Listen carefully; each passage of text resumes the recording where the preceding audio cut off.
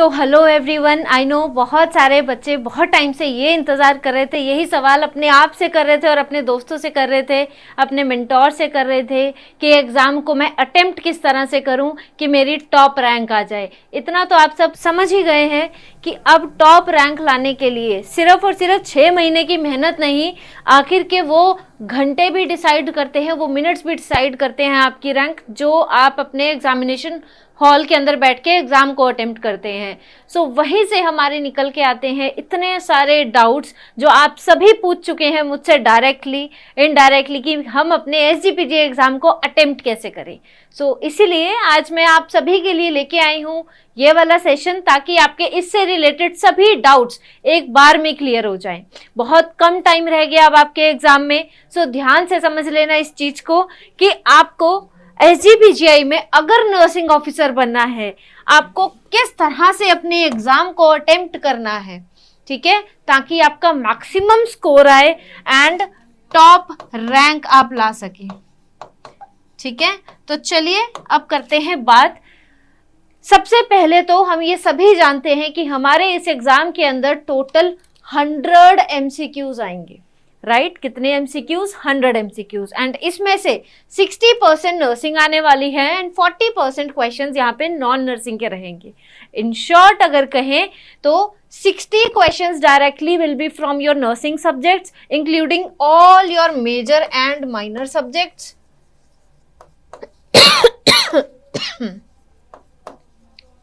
And अगर non nursing की बात की जाए तो नॉन नर्सिंग में GK भी आ सकती है, रीजनिंग, मैथ्स, इंग्लिश, कुछ भी आ सकता है। सो ये 60-40 का रेशियो है एग्जाम का, ये तो हम सभी जानते हैं। बट अब सवाल ये है कि 60% और इस 40% को अटेम्प्ट कैसे करें ताकि कम से कम मिनिमम नेगेटिव मार्किंग हो, और आपकी रैंक टॉप रैंक आए, ताकि आपका सिलेक्शन फॉर श्योर हो जाए। इसके लिए अब आपको क्या करना होगा? अब आपको इस स्ट्रैटेजी को फॉलो करना होगा, इस गोल्डन रूल को फॉलो करना होगा जो मैं अब आपको बता रही हूं। आपका गोल क्या होना चाहिए? या तो आप गोल करके जाओगे मैं सबसे ज्यादा क्वेश्चंस को अटेम्प्ट करके आऊं ताकि मेरा स्कोर हाई हो जाए, या दूसरा आप क्या कर सकते हो, आपका गोल ये हो सकता है कि मैं वो क्वेश्चन मैक्सिमम अटेम्प्ट करूं जिसमें मेरी एक्यूरेसी सबसे ज्यादा है। तो सबसे पहले तो अपने माइंड में इस चीज को क्लियर करके जाना, ज्यादा अटेम्प्ट करना है या फिर वो अटेम्प्ट करना है जो ज्यादा एक्यूरेट है, ज्यादा सही और आपको बहुत अच्छे से आता है। अब दोनों का रिजल्ट भी मैं आपको बता दूं। अगर आप अटेम्प्ट मैक्सिमम ये गोल करके जाते हैं, इसमें आपके नेगेटिव मार्क्स के चांसेस बढ़ जाएंगे, यानी कि नेगेटिव मार्किंग आपकी बहुत ज्यादा होगी। बट अगर आप इस गोल के साथ जाते हैं अगर आपका गोल रहता है अटेम्प्ट करने हैं maximum questions with the maximum accuracy, question जितने भी हों लेकिन मैक्सिमम एक्यूरेसी से अटेम्प्ट करने हैं, देन आपके नेगेटिव मार्किंग ज्यादा नहीं होगी। सो अल्टीमेटली आपकी रैंक इंप्रूव कहां से होगी? यहां से आपकी क्या हो जाएगी बेटा? यहां से आपकी रैंक इंप्रूव हो जाएगी। ठीक है, ये तो हुई पहली चीज, ये पहला गोल्डन रूल था, इस चीज को गांठ बांध लेना। अगली बात क्या है कि अब आपके पास होने वाले हैं इस क्वेश्चन पेपर को अटेम्प्ट करने के लिए ऑलमोस्ट 120 मिनट। अब इसे 120 मिनट को आपको बहुत स्मार्टली डिवाइड करना है। करना क्या है? अटेम्प्टिंग स्ट्रैटेजी में आप अपने माइंड में ये 4 राउंड बना के जाएंगे कि मुझे अपने इस एग्जाम को 4 राउंड में अटेम्प्ट करना है। अब आप सोचेंगे कि मैम इतना टाइम नहीं होगा, so let me clear this कि ये जो एग्जाम होगा बेटा it is not very lengthy, ये एग्जाम इतना लेंदी नहीं आता। सो 120 मिनट्स का अगर टाइम आपको दिया जा रहा है, उसमें लास्ट का टाइम तो बचता ही बचता है। बहुत ज्यादा हाई लेवल क्वेश्चंस नहीं आते। क्वेश्चन जो होते हैं आपके moderate to moderately high level के क्वेश्चंस यहाँ आते हैं। थ्योरी के अंदर से क्वेश्चंस आते हैं, थियोरेटिकल एंड क्लिनिकल क्वेश्चंस भी आ सकते हैं, क्लिनिकल बेस्ड क्वेश्चन भी आ सकते हैं, but not very lengthy. So you have ample amount of time कि आप अपने पूरे टाइम को पहले तो 4 राउंड्स में डिवाइड कर लो। पहले राउंड में क्या करना है, आपको फोकस करना है अपने नर्सिंग सेक्शन पे। कितनी देर, शुरू से लेके अगले 50 मिनट तक। एग्जाम जैसे ही शुरू होगा उसके सिर्फ शुरू के 50 मिनट तक आपको फोकस के साथ में नर्सिंग के सारे सेक्शन के क्वेश्चंस को फोकस करना है सबसे पहले, ठीक है। नर्सिंग सेक्शन करना है और वही क्वेश्चंस अटेम्प्ट करने हैं जो क्वेश्चंस का आंसर आपको 20 से 45 सेकंड के बीच में याद आ रहा है, ठीक है। मिनिमम 20 सेकंड लगाने हैं, मैक्सिमम 45 सेकंड लगाने हैं एक सिंगल क्वेश्चन में। अगर उससे ज्यादा लग रहा है, किसी भी क्वेश्चन का रैशनल याद नहीं आ रहा, इमीडिएटली उस क्वेश्चन को डाल दोगे आप मार्क फॉर रिव्यू में, ठीक है। अदरवाइज आपको इसको किस में डाल देना है, मार्क फॉर रिव्यू में। 20 सेकंड से 45 सेकंड तक का टाइम लगाना, otherwise skip that to the mark for review. Next round शुरू करना है आपको कब, 50 to 85 मिनट्स में। जैसे ही आपके शुरू के नर्सिंग के सेक्शन के क्वेश्चंस कंप्लीट हो जाएंगे, उसके बाद में आप नेक्स्ट 50 से 85 मिनट्स का जो आपका एग्जाम होगा, वहां पे आप अब उठाएंगे नॉन नर्सिंग को, ठीक है। नॉन नर्सिंग में भी सब कुछ नहीं अटेम्प्ट करना। नॉन नर्सिंग में फाइंड आउट करने हैं वो क्वेश्चंस जो इंग्लिश के और रीजनिंग के हैं, क्योंकि इसमें टाइम कम लगता है। इंग्लिश और रीजनिंग के क्वेश्चंस में टाइम कम लगता है। सो सबसे पहले तो इंग्लिश और रीजनिंग के नॉन नर्सिंग के क्वेश्चंस कर लेना। यहाँ भी सेम 20 to 45 सेकेंड्स में आपका आंसर आ जाना चाहिए। इससे ज्यादा लग रहा है तो अगेन स्किप करना है मार्क फॉर रिव्यू करके, ठीक है। नेक्स्ट राउंड आता है हमारा राउंड थर्ड। राउंड थर्ड बहुत इंपॉर्टेंट है, क्योंकि अभी तक आपने राउंड 1 राउंड 2 में वो चीजें की थी जो क्विकली हो रही थी, राइट। राउंड 1 एंड राउंड 2 दोनों ही वो वाले राउंड्स हैं जो क्विकली क्वेश्चन सॉल्व करने वाले हैं, ठीक है, क्योंकि 20 to 45 सेकेंड्स में करना है। अब अगर मैं राउंड थर्ड की बात करूं, इस राउंड के अंदर अब आपको वो टॉपिक उठाने हैं, वो वाला सेक्शन अटेम्प्ट करना है जो आपका नॉन नर्सिंग का टाइम कंज्यूमिंग सेक्शन है। For example maths. अब आएंगे कैलकुलेशंस। सो कैलकुलेशंस में भी सबसे पहले फाइंड आउट करना, जैसे ही स्क्रीन पे क्वेश्चन दिखेगा, अगर वो क्वेश्चन लेंदी दिख रहा है तो आपने वो क्वेश्चन को अटेम्प्ट नहीं करना है, स्किप करना है for a time being. Mark for review नहीं, स्किप करना है फॉर अ टाइम बिंग। और जो क्वेश्चंस कम कैलकुलेशन वाले हैं, डायरेक्ट कैलकुलेशंस वाले हैं, उनको पहले सॉल्व करना है। मींस इजी मैथ्स के कैलकुलेशंस है, इजी कैलकुलेशंस वाले क्वेश्चंस को पहले करना है।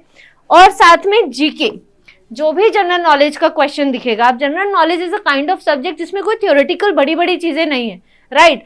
आता है तो ठीक है, नहीं आता तो नहीं आता, है ना। उसमें आप रैशनल नहीं लगा सकते, कोई थ्योरेटिकल चीज नहीं है, इसमें कोई प्रोसेस नहीं है बड़ा, कोई पैथोफिजियोलॉजी फ्लो चार्ट्स नहीं है, ठीक है। इधर द आंसर ये इज दिस और I don't know the answer. So इसमें भी ज्यादा टाइम आपको नहीं लगाना है। ज्यादा टाइम की जरूरत हमें पड़ेगी राउंड 4 में, that is why I am saying यहाँ ज्यादा टाइम नहीं लगाना, ठीक है। आता है तो अटेम्प्ट करना, नहीं आता तो आगे पे मूव कर जाना। फॉर एग्जाम्पल क्वेश्चन पूछ लिया जाता है आपसे, यूनिसेफ का हेडक्वार्टर्स कहाँ पर है।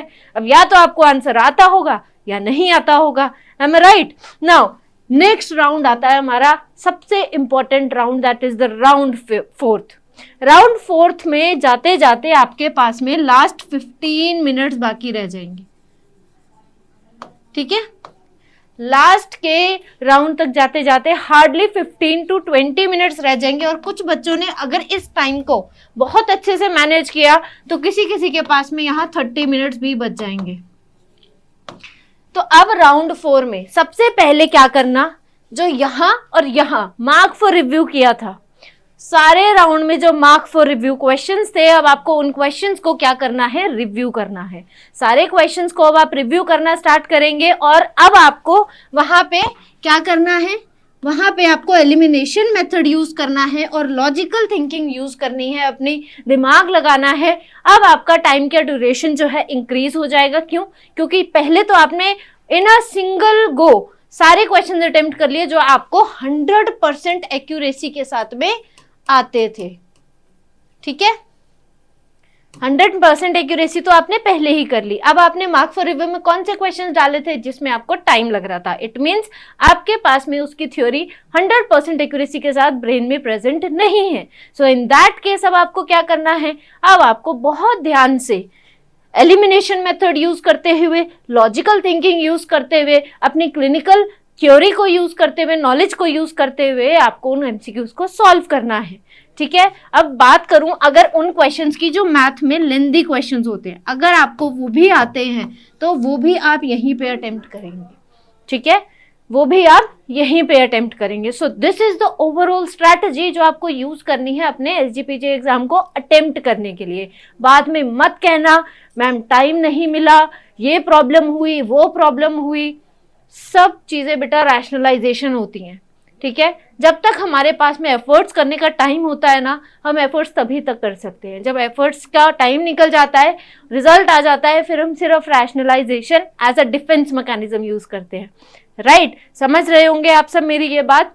ठीक है, तो इस चीज को अच्छे से अपने दिमाग में बैठा लेना। राउंड 4 यूज करने हैं एग्जाम अटेम्प्ट करने के लिए। पहला राउंड शुरू के 50 मिनट से 1 घंटा लगा देना चाहे, लेकिन सिर्फ वही करना जिसमें 100% एक्यूरेसी हो, वही अटेम्प्ट करना। राउंड 2 के अंदर नॉन नर्सिंग उठाना, वो नॉन नर्सिंग जो टाइम कम लगता है, जिसमें जैसे इंग्लिश हो गया, ठीक है, रीजनिंग हो गया, राइट। इसके बाद राउंड 3 के अंदर उठाना वो वाले नॉन नर्सिंग के क्वेश्चन जो टाइम कंज्यूमिंग होते हैं, या फिर इजी से शुरू करना। इजी में मैथ की पहले कैलकुलेशंस कर ली, देन जीके कर लिया, उसके बाद जाना मैथ्स के बड़े कैलकुलेटिव सम्स पे। Then go to the round 4, last के वो मिनट्स जो डिसाइड करेंगे अब आपके वो बचे हुए मार्क फॉर रिव्यू वाले क्वेश्चन जिसमें आपको डाउट था, जो डाउटफुल केसेस थे, वहां आपको लगाना है एलिमिनेशन मेथड, लॉजिकल थिंकिंग। अगर इसके बाद भी क्वेश्चन सॉल्व नहीं हो पाता, देन लीव दैट क्वेश्चन। ये समझ लेना वो क्वेश्चन आपके लिए नहीं है, वो आपको बहुत सारे बच्चों में पीछे ले जाएगा। So don't try to attempt those question जो टाइम लगने के बाद, लॉजिकल थिंकिंग के बाद भी, थ्योरी समझने के बाद भी, रैशनल लगाने के बाद भी नहीं निकल के आ रहे आंसर्स। ठीक है, so this should be your strategy. And very important thing, do not change the questions के ऑप्शंस जो आप पहले ही अटेम्प्ट कर चुके हो। आपने शुरू में जो भी क्वेश्चंस अटेम्प्ट किए हैं, अब उन क्वेश्चंस को देखना मत। जो फर्स्ट आंसर आता है वो आपके सबकॉन्शियस ब्रेन से आता है, और subconscious brain, psychoanalytic theory में आपने पढ़ा होगा how active our subconscious mind is, right. So subconscious mind के आंसर्स 100% एक्यूरेट होते हैं जो फर्स्ट गो में आते हैं याद। तो उनको चेंज मत करना, जो कर दिया कर दिया, अब सिर्फ उनको टच करना है नेक्स्ट लास्ट राउंड में जो आपने मार्क फॉर रिव्यू किए थे। And this is how you can get very good high rank in this exam. सिर्फ यही नहीं, बाकी भी एग्जाम की कुछ स्ट्रैटेजीज होती हैं। ठीक है, आप मेहनत करते हो 1 साल, 6 महीने, 2 साल, यस आई अप्रिशिएट दैट कि आप बहुत मेहनत करते हो, आप बहुत पढ़ाई करते हो, लेकिन उस मेहनत को जब लगाने का टाइम आता है, जो एग्जामिनेशन हॉल में बैठ के वो टाइम होता है, वो डिसाइड करता है आपकी रैंक। वही डिसाइड करता है कि इतने बच्चों के कंपटीशन में आप स्टैंड कहाँ कर रहे हो, that how smartly you have utilised your knowledge into putting that knowledge into the questions जो आपके एग्जामिनेशन हॉल में आपको स्क्रीन पे दिखाई जा रहे हैं। ठीक है, एक चीज, फैक्टर क्या क्या रिस्पॉन्सिबल होते हैं आपके सिलेक्शन में?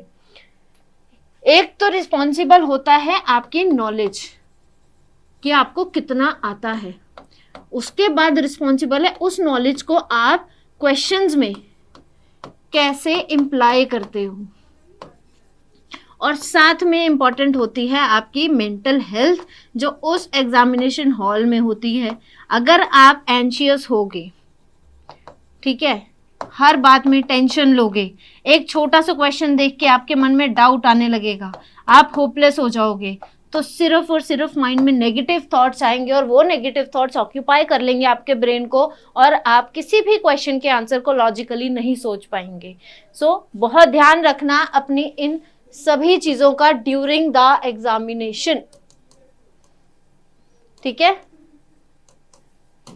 समझ आ गया सबको? अब नेक्स्ट जो सवाल है वो ये कि स्मार्ट गेसिंग फॉर्मूला क्या है।